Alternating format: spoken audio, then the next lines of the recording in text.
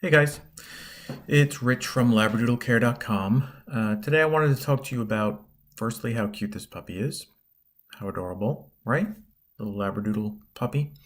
But more than that, I had an experience last week and I just wanted to talk to people about it. And it has to do with why you should not get a Labradoodle or any other dog.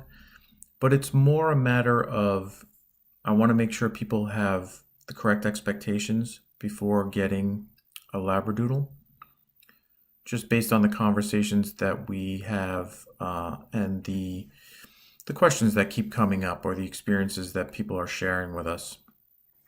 So here is a picture of a Labradoodle at the groomer. Last week, I was at my son's soccer game, and we were talking to the parents there. One of the families has a Labradoodle named Gertie, who looks a lot like this Labradoodle, actually, now that I'm looking at him. But Gertie, when they got Gertie, they didn't think too much about shedding and grooming. They had heard that Labradoodles don't shed. They take on that characteristic from poodles and they have hair instead of fur, and they really didn't think too much about it. And so when they took Gertie to the groomer was telling them that Gertie had some mats in her fur, and it was pretty significant, and they were asking, has Gertie been itching, and have you noticed any odd behavior from Gertie? And they said, yeah, they noticed her itching, but they really didn't put anything together. It wasn't severe. And the groomer was telling them that, well, it's Gertie has some mats, and it's not just, it's not that it just doesn't look good. It can also be a problem for the dog in terms of it might make her scratch, and it's going to be difficult for the groomer to get out these mats. It might even hurt the dog. It might, some hair might pull out as she's removing these mats. So the groomer was not happy. Let's say that, right?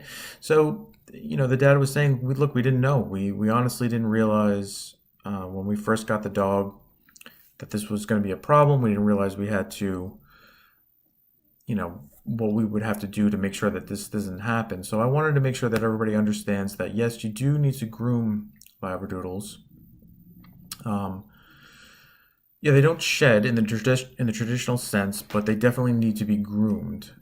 It's going to be a matter of, and Jamie did a great video on how he grooms Oliver and how he keeps Oliver's coat well maintained.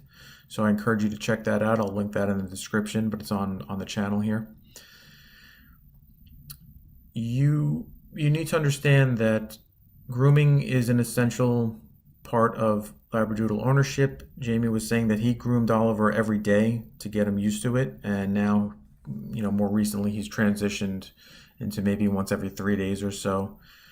This is going to vary on the dog and on the specific dog and the type of coat he has, and a lot of things. The parents play a role in this. Was the parents Labradoodles?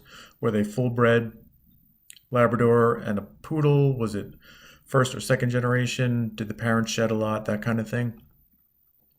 Generally speaking, though, this is a low shed breed. It's not like you're never going to see any stray hairs with a Labradoodle. It's low shed, and you will need to groom them regardless. The other thing we wanted to make you aware of is around 6 months, they will transition from their puppy coat to their adult coat, so you'll see more hair coming out in that period of time. So just be aware of that. It's something you'll see as you're brushing them. It'll come out in the comb, but it's nothing out of the usual. That's something that you should expect to happen. So yeah, again, this information is on Labradoodlecare.com. You can check that out there, and I would encourage you to check out Jamie's grooming video so you understand what you're in for as far as grooming. The next thing up is that Labradoodles are an active breed. They are social, they are active, they require exercise, like most dogs. Some dogs are more content to just kind of lounge around the house for the most part, but all dogs really need exercise. It's just a matter of how much. And Labradoodles are on the higher end of the activity scale. So you're going to want to make sure that they do get enough exercise and stimulation. We get that, people work and they have commitments and they have a lot of things going on, but there are certainly ways for you to find ways to help get your dog the exercise that he or she needs. My wife, her cousin, their son he's a dog walker, and that he created a whole business around. He's maybe 14 now, 15, and all he does is, I think it's all word of mouth. He will go around to local houses and take their dogs out. He loves dogs. He will take them for walks, clean up after them, play with them, socialize with them. Make sure they get their exercise and get to run around. And it's perfect. It's perfect for him because he loves to do it, and it's perfect for the families because they make sure that their dog is getting some fun, some playtime. They're socializing with other dogs, and that's just one way that you could find somebody to help you out. There are certainly services. You can reach out to local groups. Maybe you have a local Facebook group and you can ask other dog owners on there what they do. We'll put some links again in the description, and there's some in our resources page on labradoodlecare.com, so you can check that out, different apps and services. So yeah, make sure that you understand they need exercise and training.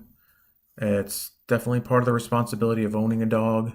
You can't just let them sit around the house all day. They'll just be sad, and they'll act out, and they'll be destructive if they don't get enough exercise and attention.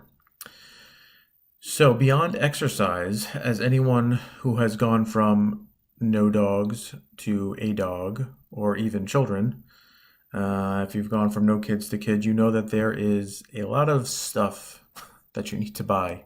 There's a lot of gear, a lot of equipment, a lot of paraphernalia involved in owning a dog.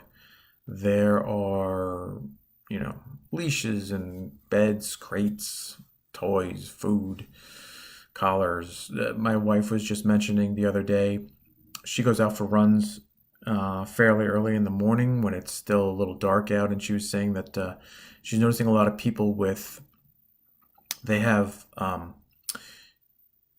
harnesses or collars or leashes with their dog, and it's a LED light, so it's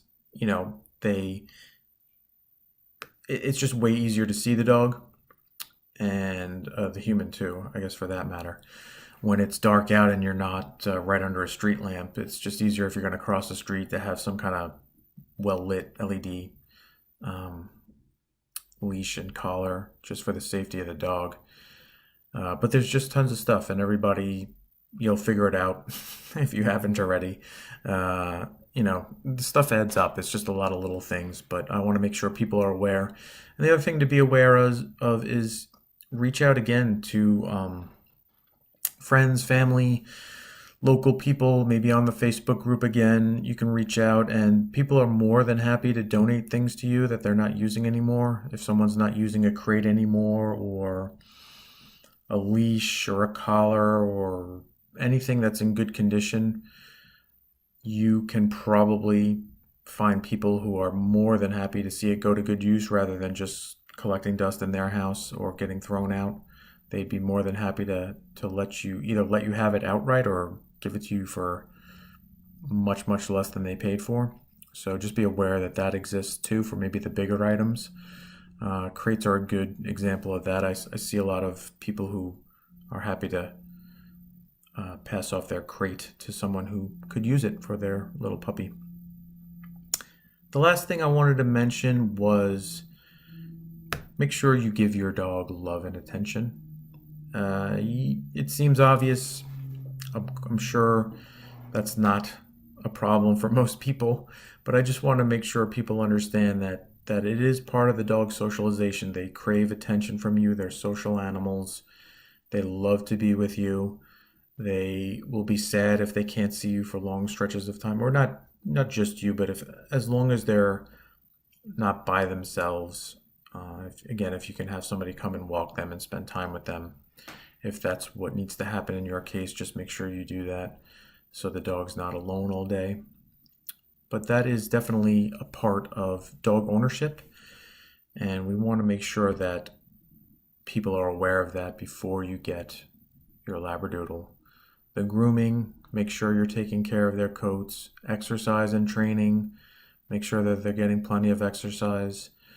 The gear and accessories, all I would say is just, kind of do a checklist of what you think you're going to need. There's plenty of those out there. We have some gear suggestions for you too, and what you might need. And finally, love and affection. That's the easy part, right? I mean, they're easy dogs to love. I'm sure you'll do a great job in owning one. And if anybody sees this guy, let me know, because he's super cute. I love him. Hope you have a good day.